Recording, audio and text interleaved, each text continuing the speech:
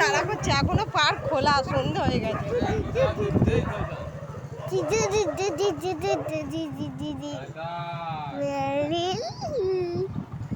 সেখানে লাইটিং লাগানো হয়েছে, ওখানে লাইটিং, ওখানেও প্যান্ডেল দুর্গা পুজো।